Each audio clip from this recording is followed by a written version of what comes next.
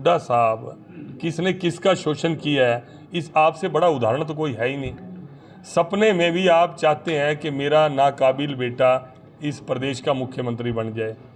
मुख्यमंत्री बनाना हो तो उनको दीपेंद्र हुड्डा याद आते हैं, लोकसभा का चुनाव लड़ाना हो तो दीपेंद्र हुड्डा याद आते हैं, राज्यसभा का चुनाव को भी वो छोड़ते नहीं। वो कहते राज्यसभा में भी, क्योंकि उनके पास ब्लैकमेलिंग करने वाले एमएलए हैं। उन्होंने एमएलए को अपनी कठपुतली बनाकर अपने हाई कमान को भी दबाने का, प्रधान बनाने की बात आती है तो डम्मी प्रधान आप बनाते हो, जिनको ये नहीं पता कि हमने बोलना क्या है। इस तरह के काम हुड्डा साहब आप करके, कम से कम आपके मुंह से तो शोभा नहीं देता कि किसने किसका शोषण किया। शोषण तो सबसे बड़ा करने वाले आप लोग हो, जिन्होंने किसानों का शोषण किया। कोड़ियों के भाव, एक एक्वायर का डर दिखाकर भी तुम्हारी भूमि अर्जन कर ली जाएगी, किसान की ज़मीन ले ली जाएगी। सेक्शन 4 और 6 लगाकर हजारों एकड़ जगह आपने डर दिखाकर सस्ते दामों में बिल्डरों को बिकवाकर वही ज़मीन आपने रिलीज़ करी। आपका नाक तक आप भ्रष्टाचार में डूबे हो, हर तरह के केसों में डूबे हो। मैं तो ये देख रहा हूँ कि कानूनी प्रक्रिया इतनी स्लो कैसे होगी। अब तक ये जेल के पीछे होते, 100% होते। इनके काले कारनामे इनके सामने आएंगे, तब पता लगेगा किसने किसका शोषण किया। नौकरियां आप बेचते थे, नौकरियों के बदले में रिश्ते आप करते थे।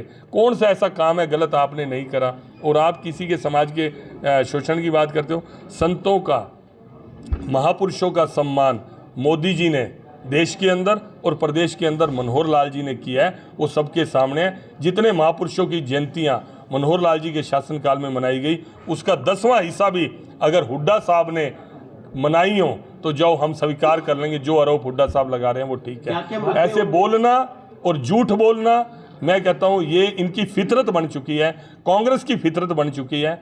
लोग इनको समझ चुके हैं, इनकी ये हालात हैं। आज कांग्रेस के लोग भी अपनी लीडरशिप को पसंद नहीं करते। इनके ये हालात हैं कि विपक्ष में बैठने लायक भी सीटें इनके पास नहीं है। आने वाले समय के अंदर क्या हालत होगी।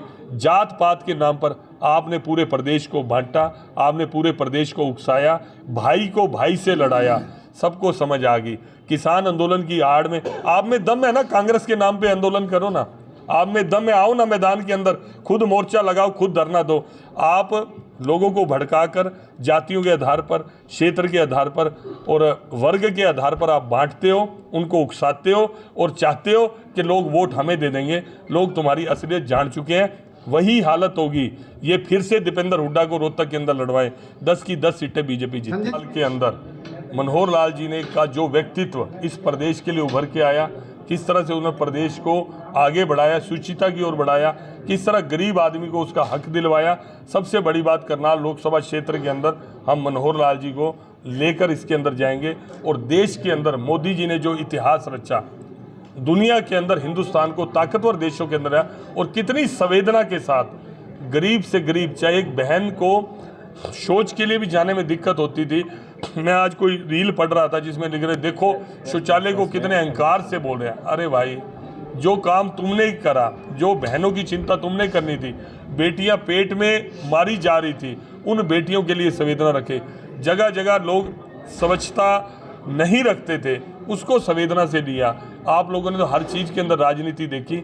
जितनी ईमानदारी और अच्छाई के साथ इस देश और प्रदेश का काम चला है, हमारे पास कहने के लिए सैकड़ों ऐसी बातें हैं। मैं समझता हूँ समय कम पड़ जाए। भाटिया जी करता है, जब भी नहीं, हमेशा प्रेस ही करता है। प्रेस के अलावा तो कुछ करता ही नहीं। मैंने तो फील्ड में उनको कभी देखा नहीं किसी चीज़ के अंदर।